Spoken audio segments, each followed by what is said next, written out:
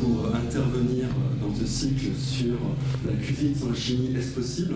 J'ai tout de suite pensé à une citation du XVIIIe siècle qui est très utilisée en histoire, qui est la cuisine est une espèce de chimie, qui est une citation qui se trouve dans un livre qui a été publié en 1739, qui est un livre de cuisine rédigé par Marin. Marin est un cuisinier aristocratique, un chef de la grande noblesse française, et nous sommes dans la seconde génération de la grande cuisine française.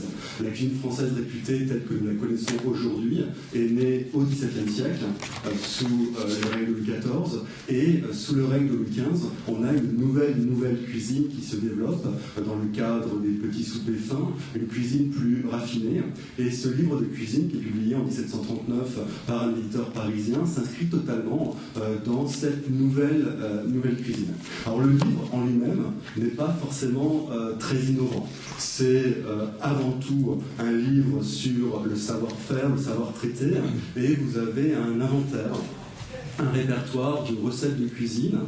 Le livre est surtout intéressant par son avertissement qui a été particulièrement commenté et qui a été commenté dès les années 1739, très rapidement. Alors cet avertissement qui ouvre le livre de Marin a été rédigé par deux jésuites, les pères Brunois et Bougeant, et cet avertissement est une sorte d'histoire érudite de la cuisine, des premiers hommes jusqu'au XVIIIe siècle. Donc une approche très érudite, très intellectualisée du fait culinaire. Alors c'est pas la première fois que l'on a une préface qui est développée. On en a déjà au XVIIe siècle, par exemple le livre de LSR sur l'art de bien traiter en 1674, ou le livre de Massialo, le cuisinier royal et bourgeois, en 1691. On commence déjà à avoir des préfaces qui sont là pour montrer que la cuisine, c'est pas qu'un art mécanique, que la cuisine, ça appartient aussi à un art plus spirituel, plus intellectuel, et ces préfaces, avertissements sont là pour bien indiquer que la cuisine, c'est un sujet sérieux. Et si vous lisez cet extrait de l'avertissement de Comus, la cuisine moderne est établie sur les fondements de l'ancienne, c'est-à-dire celle du XVIIe siècle, la première nouvelle cuisine française, avec moins d'embarras, moins d'appareils, et avec autant de variétés, et plus simple, plus propre, et peut-être plus savante. Notez donc la référence à la science déjà. L'ancienne cuisine était fort compliquée d'un détail extraordinaire. La cuisine moderne, c'est-à-dire celle des années 1730, cette cuisine moderne est une espèce de chimie. Donc c'est la citation que j'ai récupérée pour cette communication. La science du cuisinier, on retrouve science, consiste aujourd'hui à décomposer, à faire digérer et à quintessencier des viandes, à tirer des sucres nourrissants et légers, et à les mêler et les confondre ensemble de façon que rien ne domine et que tout se fasse sentir. Enfin, à leur donner cette union que les peintres donnent aux couleurs et à les rendre si homogènes que de leurs différentes saveurs, il ne résiste qu'un goût fin et piquant, et si je l'ose dire, une harmonie de tous les goûts réunis ensemble. Donc ce qui m'intéresse, ça va être de commenter cette phrase, la cuisine moderne est une espèce de chimie, et essayer de comprendre pourquoi il y a cette analogie, cette comparaison entre la cuisine et la chimie au XVIIIe dans le cadre de la construction de la grande cuisine française. Et dans un premier temps, on peut voir que cela est une référence à de nouvelles techniques ou à de nouveaux goûts, à une nouvelle sensibilité gastronomique. Et effectivement, dans la nouvelle cuisine française, vous avez 5 grands changements. Vous avez une réduction considérable des épices en quantité et en gamme, remplacées par les aromates autochtones.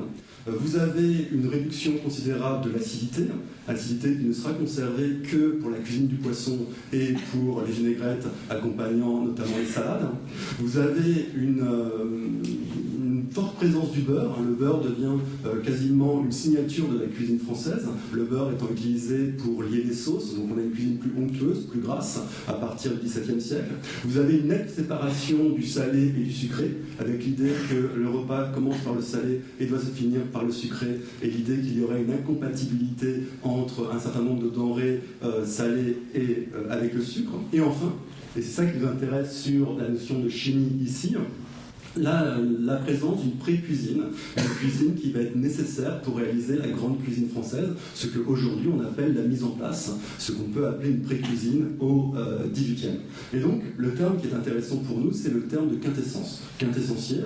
Et si on regarde dans les dictionnaires de l'époque moderne, 17, 18e, ce qu'on entend par quintessence, vous voyez, donc là il s'agit de notices du dictionnaire de Furtière, avec les grands dictionnaires de la fin du Louis XIV. Quintessence, en termes de chimie, donc on est vraiment dans le domaine de la chimie pour l'époque moderne, est ce qu'il y a de plus exquis, de plus subtil et de plus pur dans les corps naturels extraits par l'art de la chimie. Et donc on est vraiment sur cette idée de spiritualiser en quelque sorte la cuisine en faisant référence à la chimie. Et si on regarde le verbe quintessentiel, on nous dit tirer la quintessence de quelque chose, il se dit au propre des sucres. Et ensuite on nous explique que les sucres, ce sont notamment les sucres des viandes et des légumes que l'on va utiliser pour pouvoir après réaliser des jus de cuisson, pour pouvoir réaliser des jus de cuisson, pour pouvoir réaliser des bouillons. Et on le voit par exemple dans cet extrait de l'art de bien traiter de LSL, c'est 74. Je vais parler d'abord de la manière de faire des bouillons nourriciers pour tous les potages et qui servent aussi à la nourriture des entrées, entremets et de tous les ragoûts. Ensuite des coulis, des liaisons et des jus desquels on se sert pour assaisonner. Et là vous êtes au cœur de la spécificité technique de la cuisine française telle qu'elle naît au XVIIe siècle, à savoir la nécessité d'élaborer des jus de cuisson, des bouillons qui vont servir après de base pour pouvoir réaliser les autres cuissons. Et donc la chimie, cette référence à la chimie, c'est une référence à cette pré-cuisine. C'est une référence à une spécificité technique de cette cuisine française. Au-delà de cette référence technique au jus de cuisson nécessaire donc, pour la réalisation de cette cuisine, vous avez également toute une volonté pour intellectualiser le fait culinaire, qui est une des grandes caractéristiques également de ce discours gastronomique qui se met en place 17-18e siècle. Et sur cette intellectualisation du fait culinaire, on le voit donc avec la chimie donc, qui est indiquée ici.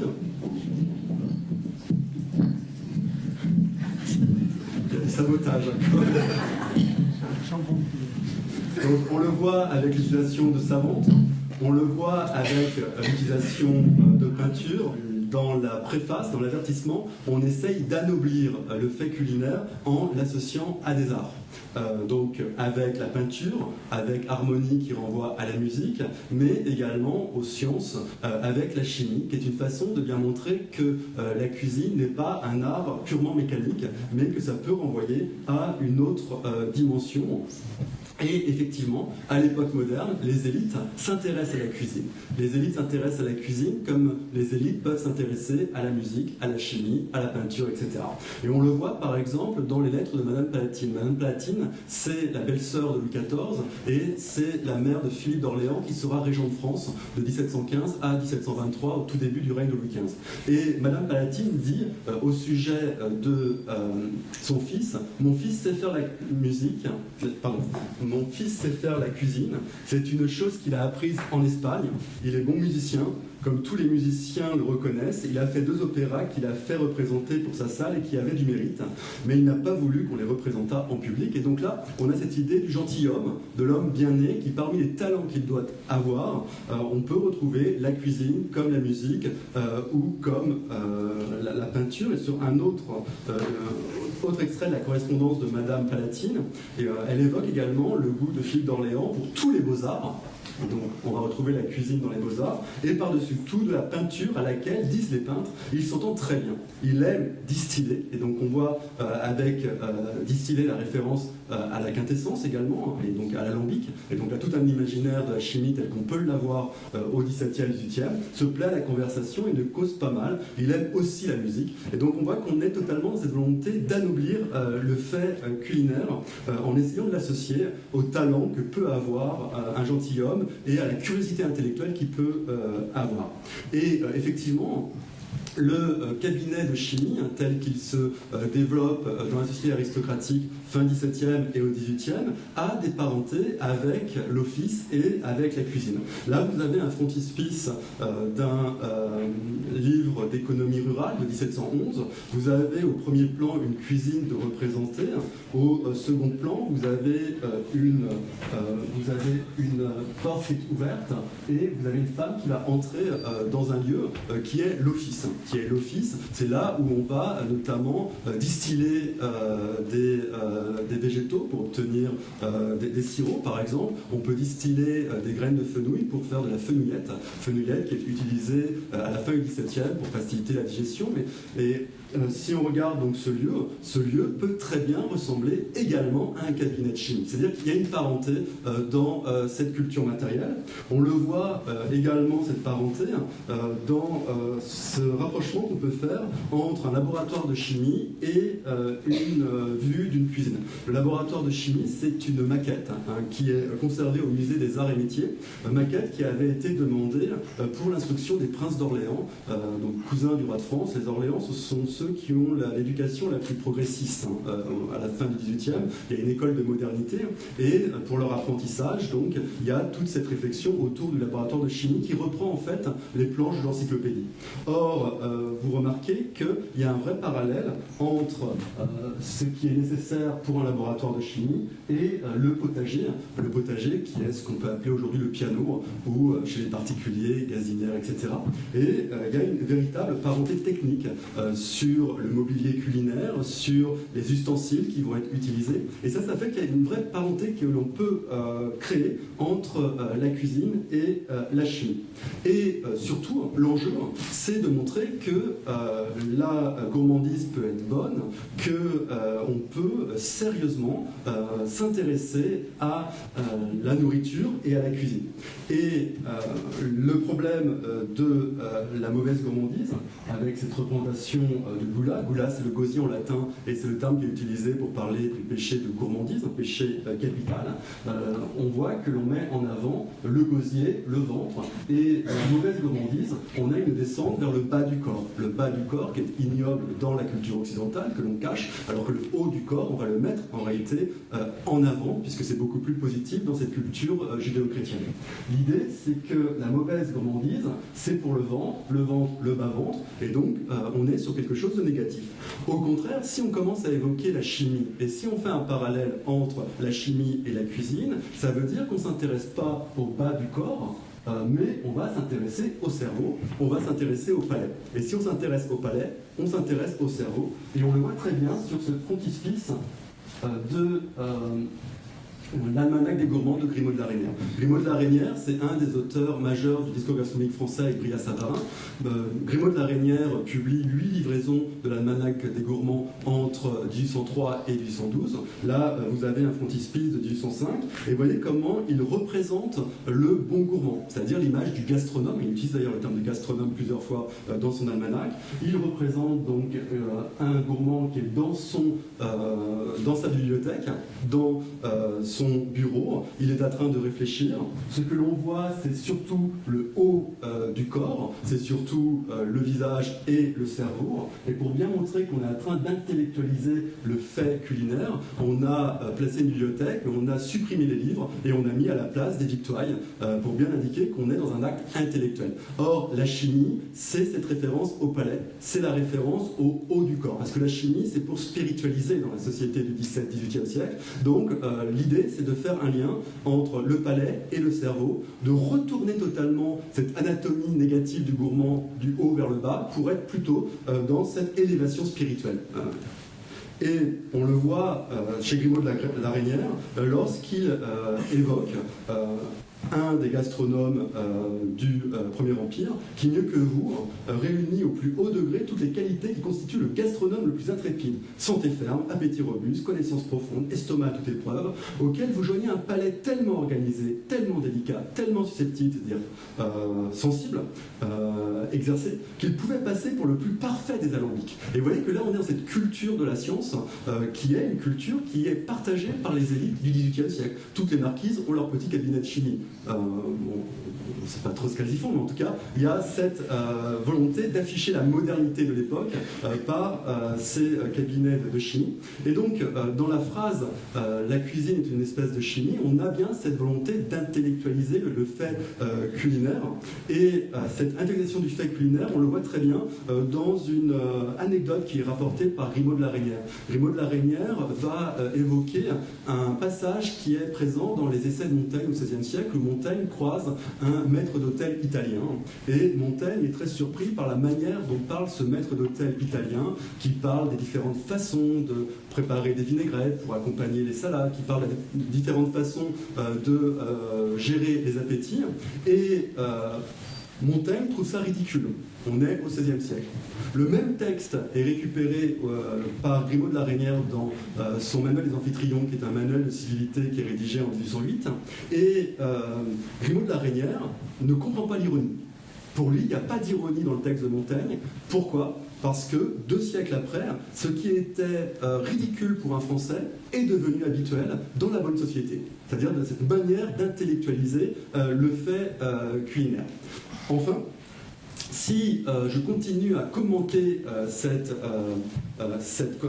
citation, donc la cuisine est une espèce de chimie, ce qui est également intéressant, c'est de voir qu'elle va provoquer tout de suite une controverse gastronomique. Et quand je dis tout de suite, c'est dès 1739, c'est-à-dire qu'on a une controverse qui est ultra rapide, ce qui montre bien que l'avertissement a été lu et qu'il a été trouvé très surprenant par une partie de la population qui trouvait qu'on allait peut-être un peu trop loin dans la manière de parler de la cuisine comme un art spirituel, comme quelque chose qui montrait le génie culinaire français, etc.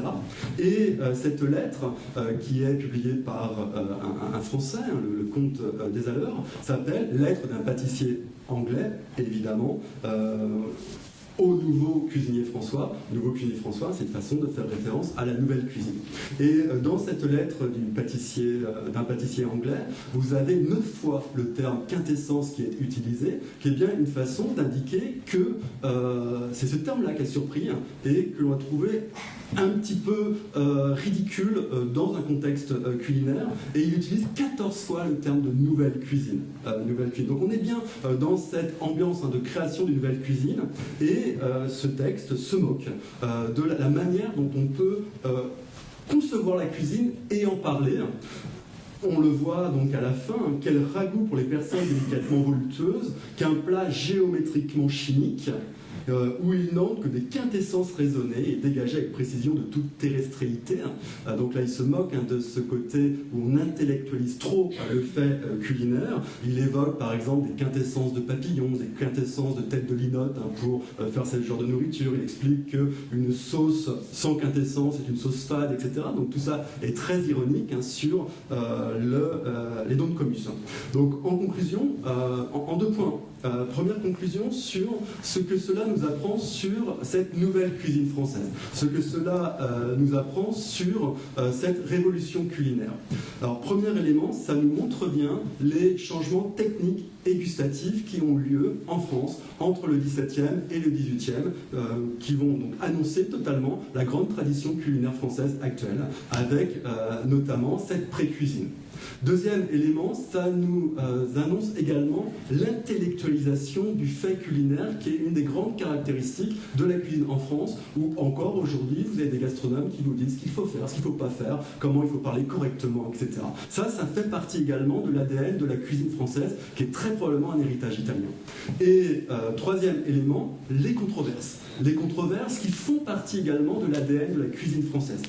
La cuisine française fonctionne parce qu'il y a un corps de technique, parce qu'il y a un discours, et ce discours crée des controverses. Et pour l'époque moderne, on en a 2. On a une première controverse dans les années 1650, au début de la naissance de la cuisine française, et on a cette grande controverse des dons de Comus. Donc ça, c'était le premier point de ma conclusion. Le second point de ma conclusion donc, sera de reprendre le thème qui vous intéresse aujourd'hui. Est-ce que la cuisine sans chimie, est-ce possible? Et j'aurais envie de changer un petit peu la question en disant, peut-on dire ouvertement que la cuisine est de la chimie? Et dans ce cas-là, je pense à la fausse vraie citation de Lévi-Strauss, qui est il ne faut pas qu'un aliment soit bon à manger, encore faut-il qu'il soit bon à penser. Elle n'est pas de Lévi-Strauss, cette citation, mais on l'attribue maintenant à Lévi-Strauss, c'est pour ça que je vous dis une fausse vraie citation de Lévi-Strauss, et cette citation est très parlante parce qu'elle évoque vraiment ce qui est essentiel dans l'acte alimentaire, à savoir l'imagination. C'est-à-dire qu'on accepte d'incorporer des aliments qu'on ne va pas accepter dans d'autres cultures, alors que normalement, ces aliments peuvent être sains et ne peuvent pas créer de problèmes physiologiques. Donc on voit bien que c'est une question d'imaginaire. Or, si on prend chimie, l'imaginaire n'est pas forcément le même quand on parle de chimie et de cuisine au XVIIIe siècle qu'aujourd'hui. C'est-à-dire qu'aujourd'hui, quand on évoque chimie, on peut penser produits chimiques, ça peut faire peur à des consommateurs, alors qu'au XVIIIe siècle, chimie, en réalité, c'est une référence à cette culture aristocratique de la curiosité, et donc c'est un terme qui est particulièrement positif dans ce processus de valorisation de la cuisine française. Je vous remercie de votre attention.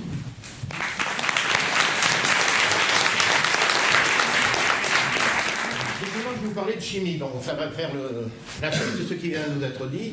Il n'y a pas de cuisine sans chimie. La chimie est dans tout, et la chimie n'est pas péjorative. La chimie est péjorative pour ceux qui confondent l'industrie de la chimie et la science de la chimie. La chimie est une science, et vous pratiquez tous cette science quand vous faites de la cuisine. Alors, je vais essayer de vous montrer quelques éléments de cette vérité dans vos assiettes. Alors justement, ça tombe bien, on a parlé de Lévi-Strauss, j'embraye, hein, c'est pas concerté, mais j'embraye sur Lévi-Strauss, pardon. Il parle d'acte culturel fondamental, et il a les 3 états qu'il nous propose pour cette cuisine, qui est donc un acte universel, le cru, le cuit et le pourri. Le cru, c'est un élément naturel. Le cuit est un élément culturel. Cuire notamment avec la chaleur humide, comme vous le faites, c'est aussi mélanger, assaisonner, parfumer. Et c'est la possibilité de produire effectivement des couleurs, des odeurs, des saveurs qui ne sont pas forcément toutes dans la nature.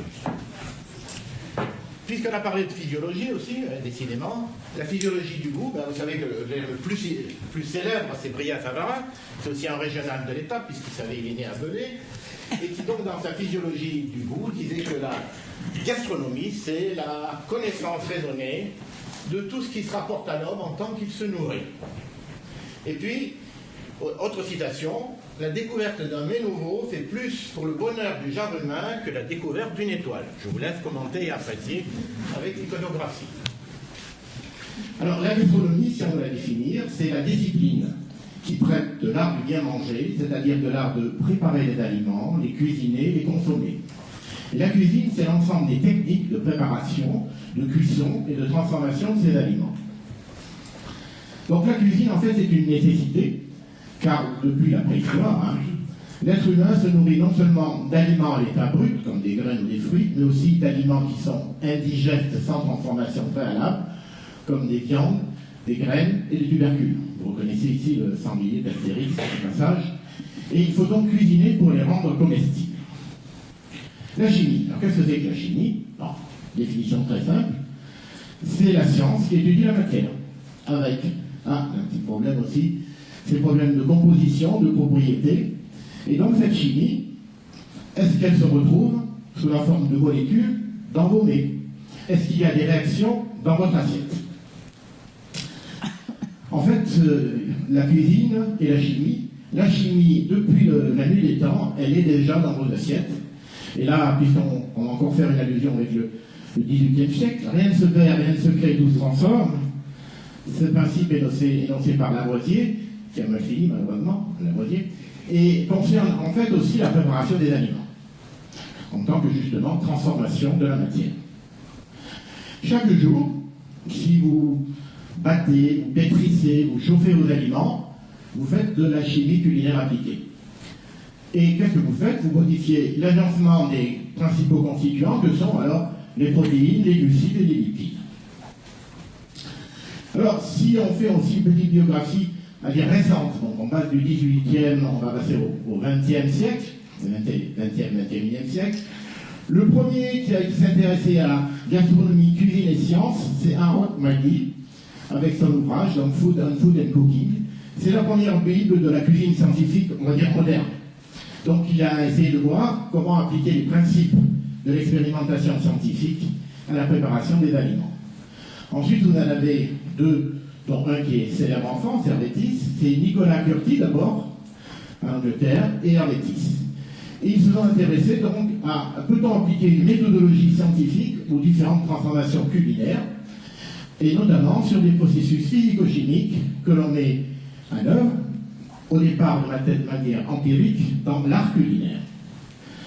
Alors, en fait, beaucoup de préparations que vous faites sont des préparations de systèmes dispersés. Vous avez ici une illustration, je vais essayer de vous en commenter quelques-uns. Quand vous faites une mayonnaise, quand vous faites un beurre blanc, en fait, du point de vue de la physico-chimie, vous faites des émulsions. Alors, qu'est-ce que c'est qu'une émulsion? Eh bien, bon, vous n'allez peut-être pas bien parce que c'est peut-être un peu petit, mais vous avez la gageure de mélanger, bon, si on prend l'exemple de la mayonnaise, de l'huile et de l'eau, avec un tiers corps qui est un émulsifiant, un tensioactif, et ça vous permet d'obtenir, du point de vue microscopique, ce genre, donc, θ. Et donc, vous avez, dans le cadre de la mayonnaise, qu'est-ce que c'est que l'émulsifiant? C'est tout simplement votre jaune d'œuf qui contient un tensioactif.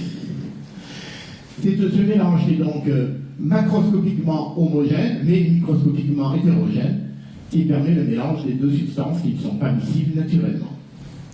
Si vous faites de la crème anglaise ou une sauce béarnaise, cette fois-ci vous faites des suspensions. Alors qu'est-ce que c'est qu'une suspension? Ben, une suspension, vous en avez une qui est bien connue, c'est le lait. Quand vous buvez de lait, en fait, vous buvez une suspension. Et une suspension, ça contient des fines particules. Alors soit elle est stable, soit elle est instable. Si vous faites de la crème anglaise, certaines protéines de l'œuf coagulent à la température de 82 degrés, qui est atteinte au cours de cuisson, et on obtient des microgrumeaux qui sont en suspension pour vous donner votre sauce béarnaise. Si vous faites cuire des blancs d'œufs, si vous faites une gelée pour un aspic, vous avez des gels. Qu'est-ce que c'est que les gels? Ben, les gels, c'est un état liquide semi-solide. Et il ne peut se former que s'il y a deux milieux qui doivent se disperser, l'un dans l'autre. Il est dissolide car il est composé de longues molécules et qui se connectent entre elles grâce à des points de réticulation, d'accord? Et ça forme ainsi un réseau tridimensionnel.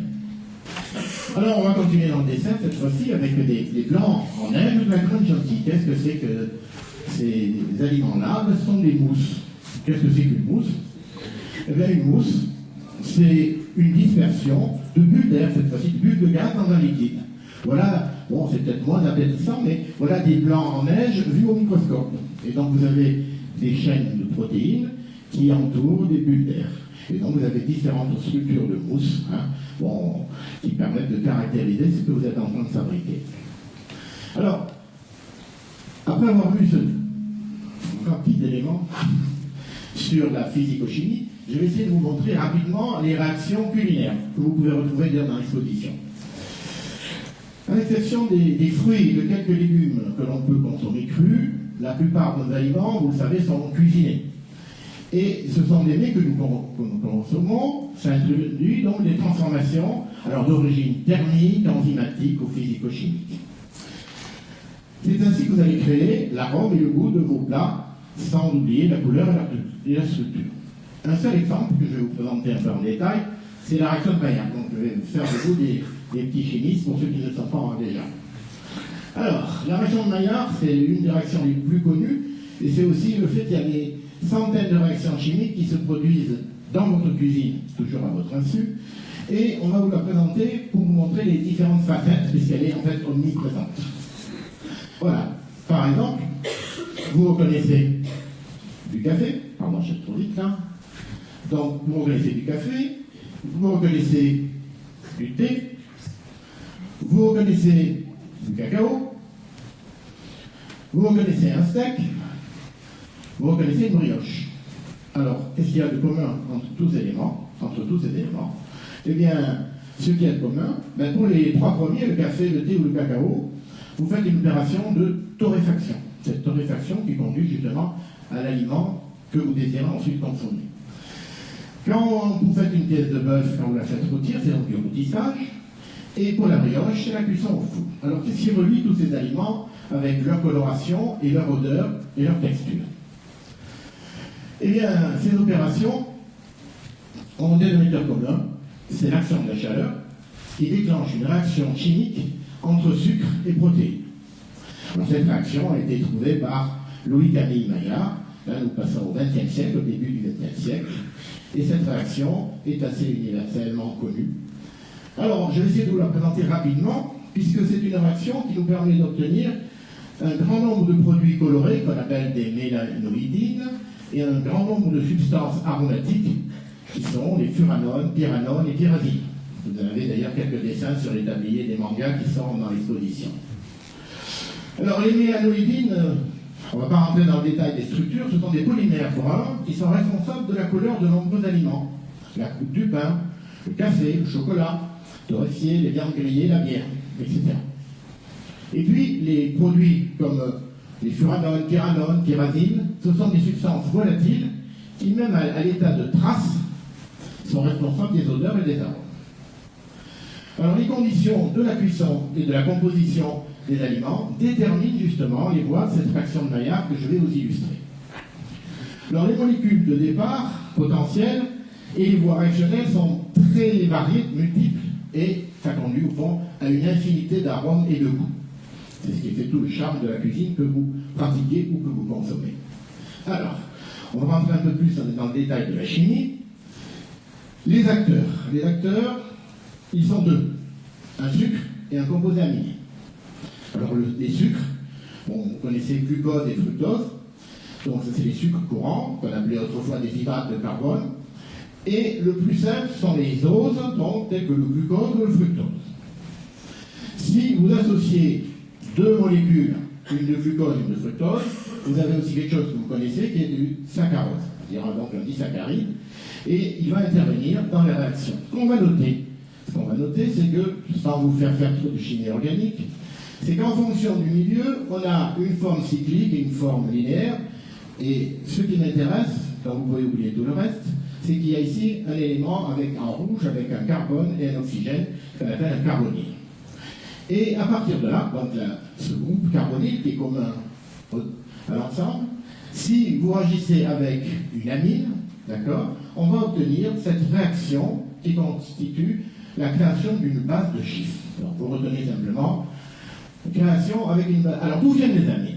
Les amines, c'est vous qui les avez parce que, comme vous le savez, nous avons 22 acides aminés qui constituent les briques des protéines et des êtres vivants. Tous ces 22 acides aminés, ils diffèrent par ce groupement R. Et ensuite, si vous mettez ensemble plusieurs acides aminés, donc faites une condensation, voilà un exemple de condensation, donc deux acides aminés, eh bien, ça va conduire à des protéines, et puis les protéines en fonction de la longueur de la chaîne.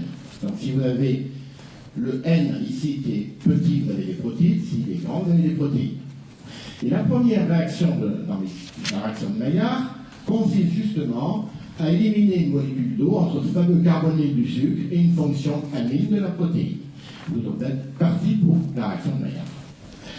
La seconde étape, bon, on va essayer de la schématiser, ça s'appelle un réarrangement qui dépend justement du type de sucre. C'est pour ça que je vais parler initialement de glucose et de fructose.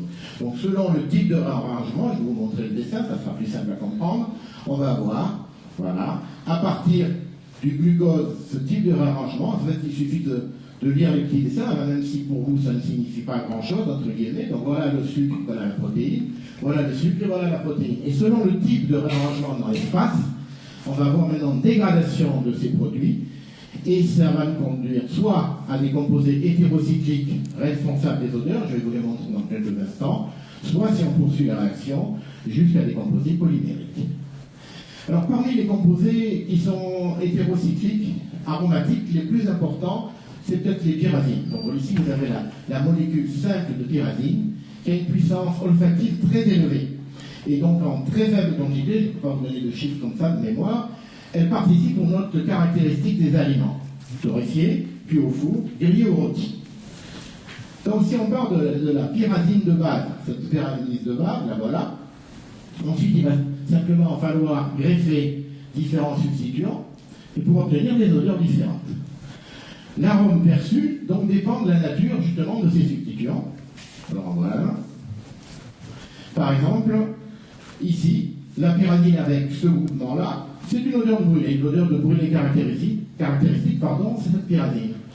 Si vous rajoutez un deuxième groupement, vous allez obtenir une odeur de cuir frais. Et puis je vous montre voilà, une variété de pyramide pour vous montrer la grande famille en question. Les amandes grillées, les noisettes grillées, les noix grillées, pommes de terre chips, chocolat, café instantané, notes de grillé, hein, tous ces parfums que vous créez dans votre cuisine, donc vous sentez en passant près du boulanger. Et puis, dans un autre ordre d'idée, pour ne pas les oublier, les légumes quand même, l'odeur du poivron, l'odeur de petits pois, l'odeur de carottes crues. Donc vous voyez, c'est une famille complète qui vous permet de régler les différents arômes. Pour illustrer la suite de la réaction de Maillard, je fais juste un transparent ici, c'est la polymérisation sous la forme justement de la torréfaction du café. Vous partez du grain de café vert et vous passez de 120 à 220 degrés en 20 minutes. Donc si on regarde au fond la cinétique de coloration, pardon, vous allez obtenir les différents états qui sont les états de la réaction de Maillard. Alors, dans cette partie, je vous ai montré seulement une réaction caractéristique et indispensable. Et là, je vais vous montrer justement le lien avec, on a dit, la nouvelle cuisine. Cette notion de nouvelle cuisine, qui a déjà été illustrée 17e, 18e siècle. Il me semble que dans le 20e siècle, on a aussi parlé de la nouvelle cuisine. Certains se sont repentis d'ailleurs d'avoir dit que c'était une nouvelle cuisine.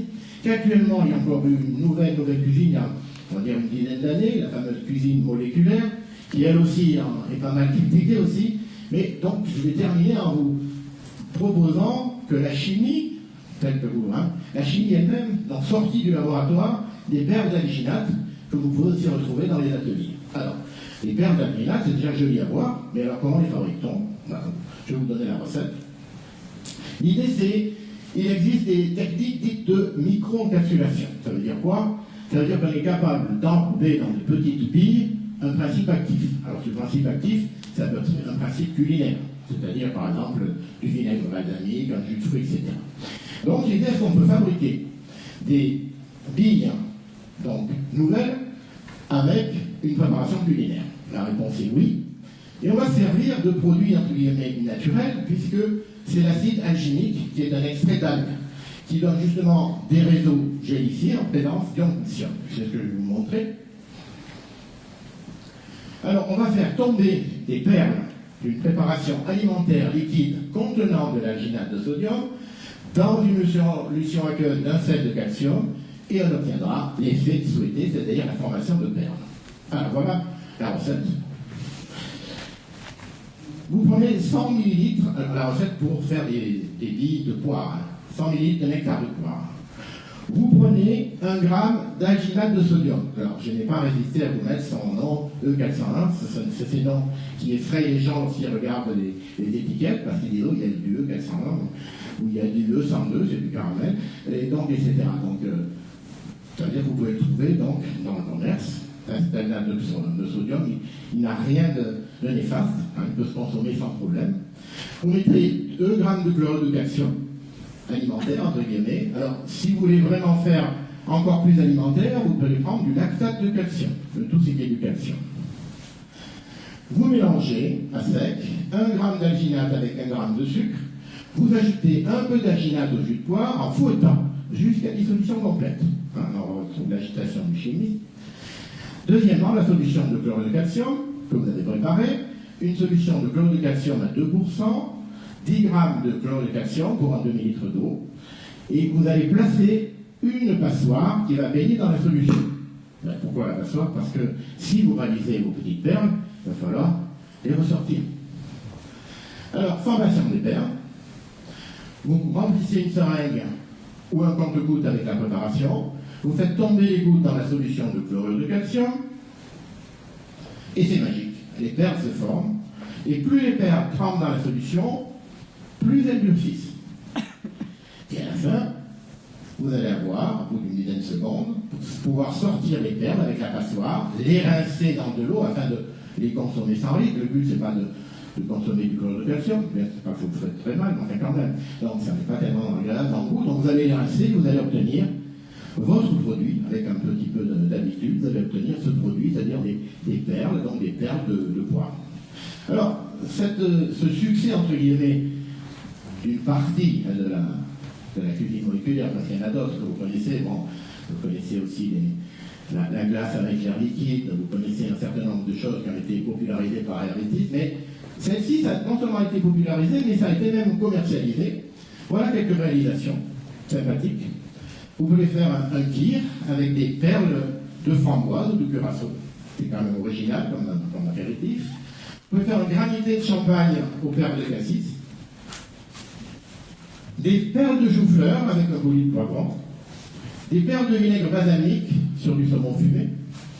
Et justement, faire des perles pour le dessert, de fraises sur une crème de fromage blanc, ou un after eight revisité avec une tartelette de chocolat et des perles de Nantes. Et puis, ça a même été commercialisé parce que si vraiment vous n'avez pas envie de faire vos perles, vous pouvez acheter vos perles. Et notamment, vous pouvez acheter des perles les plus classiques, j'allais dire, c'est le vinaigre balsamique. Hein. Donc, au lieu de mettre du vinaigre balsamique ou de mettre du vinaigre lorsque vous mangez vos huîtres, par exemple, ou des perles, c'est assez. Hein. Et donc, vous trouvez ça, effectivement, dans le commerce, avec des saveurs salées ou sucrées. Récapitulatif. Extinction des réchauds. Et merci de votre attention. En 20 minutes, ce que je propose de faire, c'est de vous dire déjà 2 mots sur ce mystérieux centre de recherche de l'Institut Paul Bocuse, puisque ce n'est pas une entité très vieille, donc je voulais vous expliquer un peu ce qu'on y faisait. Et puis le reste de la présentation, ça sera consacré au goût. Et ce que je voudrais vous expliquer, c'est que le goût, ce n'est pas une propriété intrinsèque des aliments, ce n'est pas une propriété des choses, c'est une propriété relationnelle et qui dépend de plusieurs modalités sensorielles, pas uniquement la gustation, donc j'introduirai la distinction entre goût et gustation. Donc, ça dépend de plusieurs modalités sensorielles et ça dépend aussi d'autres fonctions cognitives comme la mémoire, l'attention, et les croyances. Et tout ça, je vous expliquerai comment ça s'intègre pour constituer ce dont vous faites l'expérience à chaque fois que vous mangez une tarte aux framboises. Alors, juste un petit mot sur l'Institut Paul Bocuse. Donc c'est une école en art culinaire et en hôtellerie qui a 25 ans. Qui va, disons que les étudiants arrivent après le bac et peuvent aller jusqu'au master. Il y a 2 masters, un en management des arts culinaires et un autre en management de l'hôtellerie. Donc c'est à Écully. Et depuis 7 ans, il y a un centre de recherche sur le comportement alimentaire. En tout, nous sommes 4 chercheurs permanents. La directrice de la recherche, Agnès Giboro, qui a un axe de recherche sur alimentation, plaisir et santé. Moi, en sciences cognitives, j'expliquerai après ce que sont les sciences cognitives pour ceux qui ne connaissent pas. Ma collègue qui s'intéresse à la restauration durable du point de vue des sciences économiques. Et mon collègue Maxime, qui lui est anthropologue et qui développe son axe sur les dynamiques socioculturelles de l'alimentation contemporaine. Donc on accueille une petite dizaine de doctorants qu'on co-dirige quand on n'a pas l'HDR ou que Agnès Giboro dirige. Et on va passer vite sur le détail des axes. Simplement le mien, puisque c'est moi qui parle aujourd'hui, donc j'ai le droit de prendre un moment pour vous expliquer ce que je fais. Donc j'ai dit que je faisais des sciences cognitives. Je ne sais pas si vous connaissez les sciences cognitives, mais ce n'est pas une discipline, c'est plusieurs disciplines, donc les neurosciences, la philosophie, la linguistique, l'intelligence artificielle, qui travaillent ensemble parce que ces disciplines sont fédérées par une question commune, qui est de comprendre les fonctions de l'esprit humain. Perception, mémoire, imagination, raisonnement. Et ce qui les fédère aussi, au-delà de ces mêmes questions, c'est un cadre théorique commun. C'est-à-dire qu'en sciences cognitives, on pense, du moins dans le cadre classique, que la pensée humaine, c'est constitué d'opérations sur des représentations mentales. Et on croit en une analogie entre esprit, cerveau et ordinateur. D'accord ? Bon, alors j'ai mis une petite citation d'Escoffier pour justifier l'approche scientifique de la cuisine, que je ne commenterai pas. Alors, j'aimerais faire la transition avec la présentation précédente. Donc, il est clair que la chimie, c'est une perspective scientifique possible qu'on peut adopter sur la cuisine, notamment qui est très utile pour comprendre les différents processus de transformation des aliments. C'est peut-être là l'essentiel de la cuisine. Mais bon, quand on discute avec des chefs, ce qui m'arrive de temps en temps, on s'aperçoit que pour eux, la cuisine, ça a une autre dimension importante, c'est le goût. C'est quelque chose qui revient souvent, c'est la cuisine, voilà. Ce qu'il faut, c'est provoquer des expériences perceptives particulières chez des clients, essayer de combiner les goûts, justement. Et donc, il y a cette notion de goût qui revient absolument tout le temps dans la cuisine, et j'aimerais voilà, essayer de l'analyser avec vous. La perspective cognitive sur la cuisine, c'est une nouvelle tendance en termes d'approche scientifique sur la cuisine, qu'on appelle la neurogastronomie. Donc la neurogastronomie, ça peut aussi, et c'est ce que j'aimerais faire passer comme message, ça peut aussi stimuler l'innovation culinaire, au même titre que la chimie a pu le faire à travers la gastronomie moléculaire. Alors la neurogastronomie, ça vient d'un neuroscientifique de Yale qui s'appelle Gordon Shefford, qui a introduit le terme en 2006 dans un article sur les images olfactives dans Nature. Donc c'est assez récent. Et en 2012, il a écrit ce bouquin, Neurogastronomie, que je vous recommande, je ne crois pas qu'il ait été traduit, où il explique ce que c'est que le goût des choses, et en particulier que le goût des choses, c'est pas la gustation, que c'est une représentation construite par votre cerveau et qui intègre des informations en provenance de différentes modalités sensorielles et en provenance de fonctions cognitives d'un petit peu plus haut niveau. Alors, le point de départ, c'est la distinction entre goût et gustation. La gustation, c'est assez limité, en fait. C'est les récepteurs qui se trouvent dans votre bouche et qui vous permettent de détecter le sucré, le salé, l'acide, l'amer et peut-être l'umami, qui est peut-être le cinquième goût fondamental. Au-delà de ça, c'est plus du goût à strictement parler. D'accord ? Donc, si vous voulez vous en convaincre, c'est très simple. Vous prenez un petit bonbon à l'anis, par exemple. Vous pincez le nez, vous inspirez, vous pincez le nez, vous mettez le petit bonbon dans votre bouche. Vous allez avoir quelque chose de sucré. Mais c'est qu'au moment où vous allez expirer, c'est-à-dire utiliser ce qu'on appelle la rétro-olfaction, que vous allez pouvoir détecter l'arôme du bonbon. D'accord ? Donc, tout ce qui se passe au-delà de la gustation, on appelle ça la flaveur, et selon certains auteurs, notamment Gordon Shefford, ce neuroscientifique, la rétro-olfaction, c'est-à-dire ce qui se passe quand on expire, par rapport à l'ortho-olfaction, c'est quand on inspire, quand on renifle, comme ça c'est de la ortho-olfaction, on expire, c'est la rétro. Eh bien, selon lui, la rétro-olfaction, ça serait le contributeur principal de notre expérience ordinaire du goût des choses. Alors, il y a un mystère quand même, parce que quand vous mangez, bon, là j'ai pas de pointeur, enfin je crois pas, mais si. Il faut appuyer sur le pointeur, il est au-dessus. Voilà. Ah oui, je sais plus le. Voilà. Ouais. Donc là, vous avez la voie orthonasale et la voie rétronasale. Donc vous voyez, quand on expire, ça passe par là. Et je voudrais juste vous montrer l'endroit où sont les récepteurs olfactifs. Ok ? Ils sont là. La bouche, elle est là. Vous gardez ça en tête.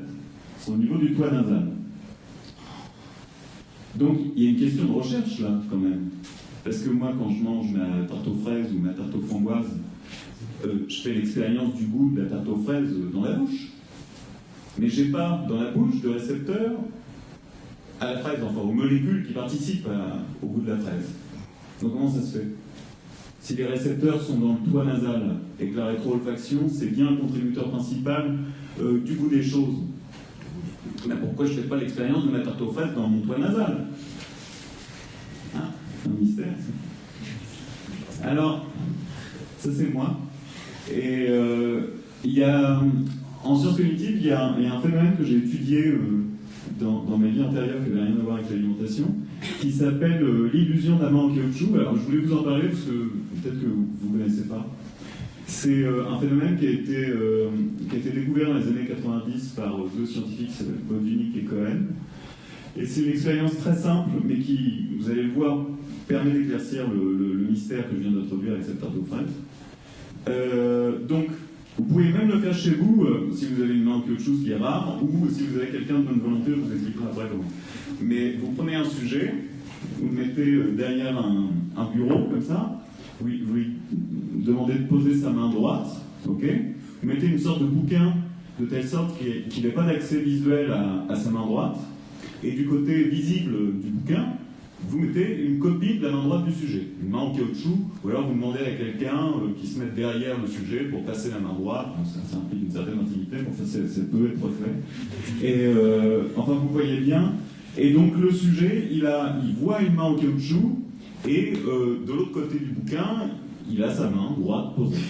L'expérimentateur, donc c'est moi ici, va stimuler avec deux petits pinceaux, exactement de la même manière, il va chatouiller quoi, exactement de la même manière, la main en caoutchouc et la vraie main du sujet. Ok? Bon. Exactement de la même manière. Le sujet, lui, bon, qu'est-ce qui se passe les premières minutes? Il sent que ça le chatouille de l'autre côté du bouquin, et il voit une main en caoutchouc se faire chatouiller. Donc rien ne se passe. Mais au bout de quelques minutes, quand le sujet regarde la main en caoutchouc, il y a une espèce de basculement perceptif, un peu comme le cube de Necker. Vous allez, en tant que sujet, ressentir les poils du pinceau sur la main en caoutchouc et plus sur votre main. Et ça marche à tous les coups. Ça, c'était au forum annuel des sciences cognitives. Je l'ai fait 3 ans, je peux vous dire, j'en ai caressé des mains.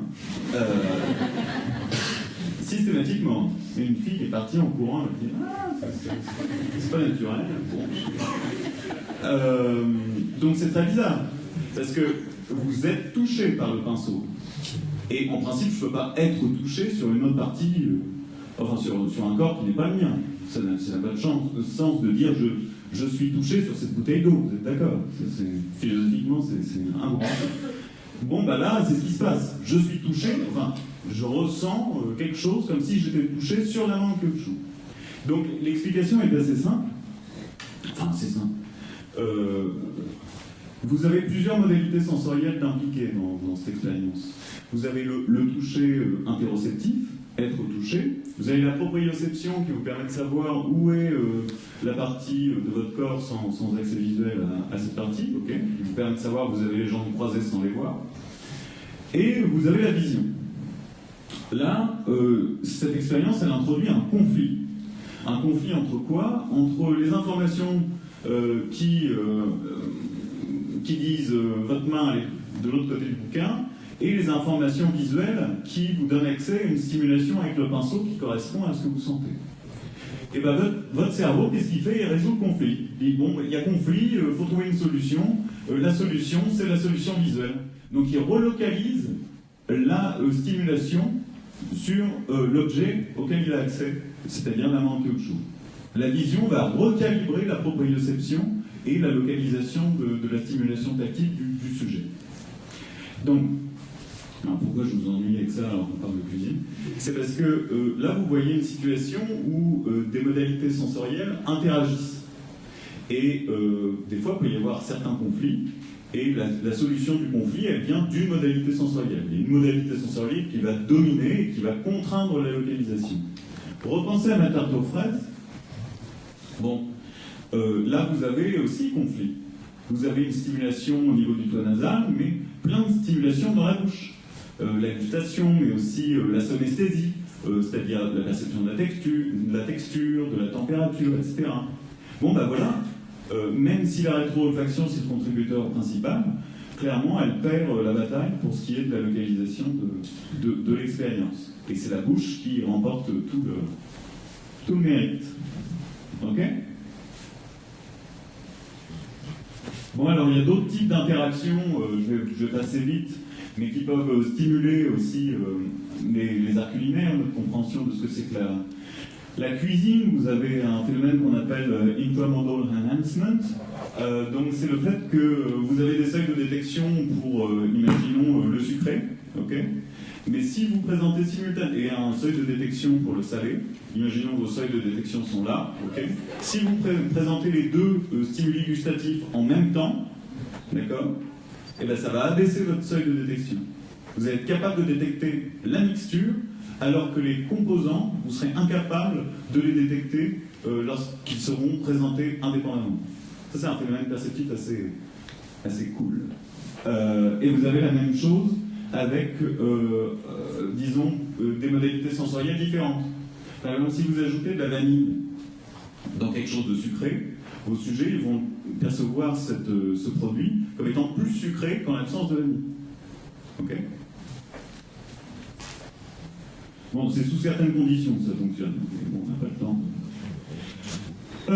Donc on a parlé du goût, on a parlé de l'olfaction, on sait que ça interagit, il y a la compétition, il y en a peut-être un qui gagne pour ce qui est de la localisation de l'expérience, mais il y a d'autres systèmes au-delà de la gustation et de l'olfaction qui sont importants pour évaluer la qualité d'une production culinaire, et c'est notamment le système somatosensoriel. Qu'est-ce qui fait qu'une frite est une bonne frite? Qu'est-ce qui fait qu'un macaron, j'aime bien les macarons, alors, qu'est-ce qui fait qu'un macaron est vraiment le top du macaron? C'est la texture.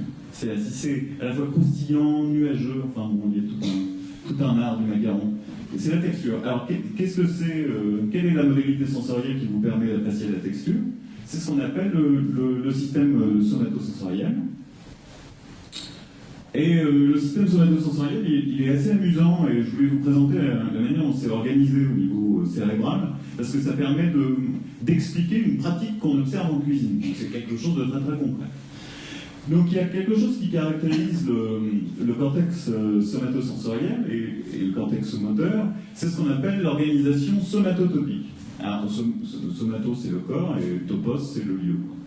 Ça veut dire quoi? Ça veut dire que chaque partie de votre corps correspond à une petite zone de cette aire cérébrale, okay, une petite surface, et il y a une correspondance, voilà, partie du corps, surface du cortex. Et ce qui est intéressant, c'est que la taille de la surface est proportionnelle à la sensibilité de la partie de votre corps. D'accord? Vous avez compris? Alors, à votre avis, c'est quoi la partie la plus grosse? Ne répondez pas. C'est ça. Donc ça, c'est la représentation de la somatotopie. C'est-à-dire que vous avez des organes qui sont proportionnels à la sensibilité et à la surface de l'aire correspondante. Okay? Donc vous voyez qu'au niveau du cortex sensoriel, ce qu'il y a de plus représenté, c'est les mains, la bouche et la langue. Okay? Et je ne sais pas si vous avez déjà vu un chef, j'ai regardé l'autre jour un documentaire sur Bras, vous savez, ce chef 3 étoiles dans l'avion, qui cuisait une lotte. Et la lotte, c'est compliqué, parce que si vous la faites trop cuire, c'est bien crayeux, c'est vraiment dégueulasse. Et donc, il faut vraiment contrôler la cuisson. Et comment il fait pour être sûr d'avoir la bonne cuisson? Il plante une petite aiguille de métal dans la lotte, au cœur de la lotte, et il la met ici, sous la laine. Parce que pour lui, c'est comme ça que c'est fiable. C'est comme ça qu'on détecte la température au degré près et qu'on est sûr de la cuisson de la lotte. Vous avez vu? Vous avez vu les lèvres? On comprend pourquoi il fait ça. C'est parce que c'est une des parties de votre corps comme étant, qui est la plus sensible, qui a la plus grande surface au niveau du cortex somatosensoriel. Ok? Bon, alors il y a plein d'interactions entre les sens, donc c'est très intéressant de toutes les étudier. Il y a des interactions entre le toucher et la gustation, entre, disons, les sous-modalités du toucher, c'est-à-dire votre sens de la température, il peut moduler votre sens de ce qui est irritant, piquant, par exemple le piment. Si la température est élevée, vous allez détecter un produit comme étant plus pimenté que si la température est basse, quelle que soit la concentration de capsaïcine, qui est le truc actif dans le piment. Je voulais vous parler de la couleur, parce que ça c'est très important. Donc on a des influences de la vision sur la flaveur, sur votre représentation multisensorielle de la flaveur. Donc on sait que la couleur, ça influence les jugements basés sur l'ortho-olfaction, l'inspiration, le flairage, comme ça qu'on dit. Par exemple, dans une expérience à Brown University, ce scientifique a présenté à des sujets des solutions absolument sans arôme, mais une partie des solutions était colorée, l'autre non colorée. Bon, les sujets ont eu tendance à évaluer les solutions colorées comme étant parfumées. Plus intéressante, une expérience récente faite par Debra Zellner à Montclair, qui montre que l'olfaction, c'est pas une modalité sensorielle, c'est en fait plus complexe que ça. Donc ils ont reproduit à peu près les mêmes conditions expérimentales, c'est-à-dire ils ont aromatisé à peu près de la même manière des solutions, et il y avait des solutions colorées et incolores, okay, mais même concentration d'arômes, d'accord, framboise. Et il y avait deux conditions. Soit les gens jugeaient l'intensité du parfum sur la base du flairage, de l'ortho-olfaction, soit ils la jugeaient, cette intensité, sur la base de la rétro-olfaction, c'est-à-dire après avoir avalé la solution et après avoir expiré. D'accord ? Et ils ont obtenu des résultats inverses. C'est-à-dire qu'en ortho-olfaction, la solution la plus colorée était jugée plus intense, mais en rétro-olfaction, c'était la solution incolore qui était jugée comme étant la plus parfumée. Donc vous voyez que même l'influence de la vision sur une modalité sensorielle, c'est complexe, puisque les modalités sensorielles, la plupart du temps, ce n'est pas des objets uniques. Vous avez plusieurs dimensions du toucher, vous avez plusieurs dimensions de l'olfaction, et donc tout ça, c'est des recherches en cours pour comprendre comment ces mécanismes-là interagissent pour construire une perception unifiée du goût des choses. Je ne sais pas combien de temps il me reste. Ah oui, je me disais, ces interactions complexes de l'impact de la couleur sur les jugements perceptifs, vous voyez bien qu'en rétro-olfaction, c'est la solution la plus incolore qui est jugée comme étant la plus parfumée. Or, en cuisine, si vous regardez des émissions type Top Chef, etc., c'est assez agaçant parce qu'à chaque fois, ils répètent comme un mantra, il faut de la couleur dans l'assiette. Oui, mais enfin, quand vous mettez de la couleur dans l'assiette, vous créez des attentes perceptives. Et plus les attentes sont fortes, plus les chances que ces attentes perceptives soient déçues sont importantes. Et il vaut mieux pas décevoir les attentes perceptives d'un client qui paye 270 € le menu dégustation. Donc, comparer, voilà, deux plats. Par exemple, il y a un chef que j'aime beaucoup, c'est Trois Gros, qui fait un plat qui transgresse absolument toutes les normes des arts culinaires. Vous écoutez une émission de Top Chef, vous avez 3 normes. Il faut plein de textures dans l'assiette. S'il n'y a pas du croustillant, ça va pas. Il faut de la couleur dans l'assiette. Si c'est pas plein de couleurs, ça va pas. Et il faut, quoi d'autre ? Ah oui, du relief dans l'assiette. Il faut que ça monte. Faut qu'on ait de... Voilà. Alors, vous regardez ce plat-là. Ça, c'est le plat, un des plats les plus célèbres de Michel Troisgros, qui a 3 étoiles à Roanne. C'est un plat tout plat, tout mou, tout blanc. Mais c'est un plat merveilleux peut-être parce qu'il suscite aucune attente. On voit le truc arriver, qu'est-ce que c'est que ce machin mou ? Et là, c'est coupé devant nous, on voit un truc noir qui c'est un peu, enfin, on dirait un Fontana, mais c'est très bien. Je ne sais pas s'il me reste du temps. Pas du tout, non ? 1 minute. Ouais. En 1 minute, une expérience très célèbre de Brochet et du Bourdieu sur le vin et la couleur, sur la perception, sur les jugements perceptifs d'étudiants en œnologie de la faculté de Bordeaux. Protocole très simple. Première tâche, ils font venir des étudiants, comparer un vin rouge et un vin blanc, et il faut, pour les comparer, les appareiller, ces vins, à des descripteurs sensoriels qui étaient prescrits par les expérimentateurs. Okay ? Donc typiquement, vous avez, je ne sais pas moi, fruits rouges, abricots, fougères. Bon, bah, pour le rouge, vous allez mettre framboise, fougère. Pour le blanc, vous allez mettre abricot, par exemple, ou je sais pas quoi, ou jonquille. D'accord? Vous voyez le genre de truc. Donc ils collectent les réponses des sujets. Et ils les font revenir 2 semaines après pour une seconde tâche. Et là, les vins qu'on leur présente, c'est le même vin blanc, mais à la place du vin rouge, ils ont pris le vin blanc et ils ont mis des anthocyanes dedans, enfin, c'est-à-dire des pigments naturels qui colorent le vin en rouge. Et ils ont demandé exactement la même chose aux étudiants, c'est-à-dire appareiller les descripteurs. Et là, oh surprise, les étudiants ont appareillé exactement les mêmes descripteurs pour le blanc coloré en rouge que pour le rouge 2 semaines avant. Conclusion un peu naïve, ah ben le goût, tout est dans la vue, etc., etc. Bon, en fait, pas du tout.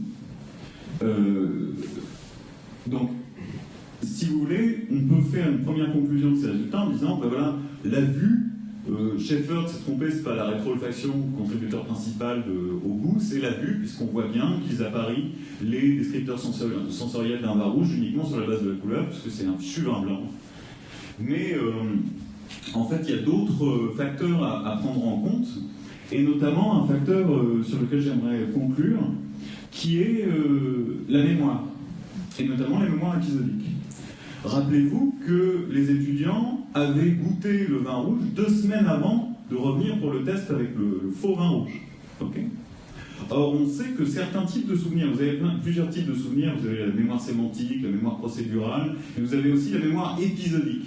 Et ce qui caractérise la mémoire épisodique, c'est quand vous vous souvenez d'avoir mangé un couscous hier, vous vous en souvenez, et vous sentez le parfum du couscous, la texture de la semoule, la couleur des légumes, enfin bref, vous avez un contenu sensoriel. Vous activez des propriétés sensorielles.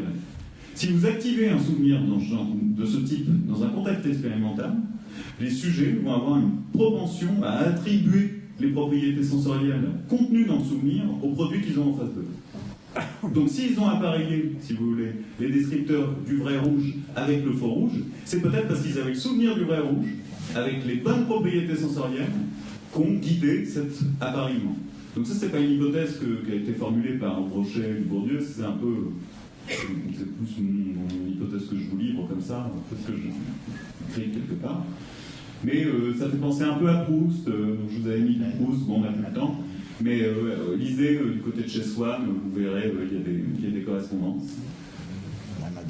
Et voilà, pour finir, ça c'est un schéma qu'a fait un de mes doctorants, que je co-dirige avec une chercheuse en sciences cognitives, sur la perception de la flaveur, pour vous montrer la complexité de la chose, puisque ce schéma, sans explication, est parfaitement inintelligible. Voilà, je vous remercie.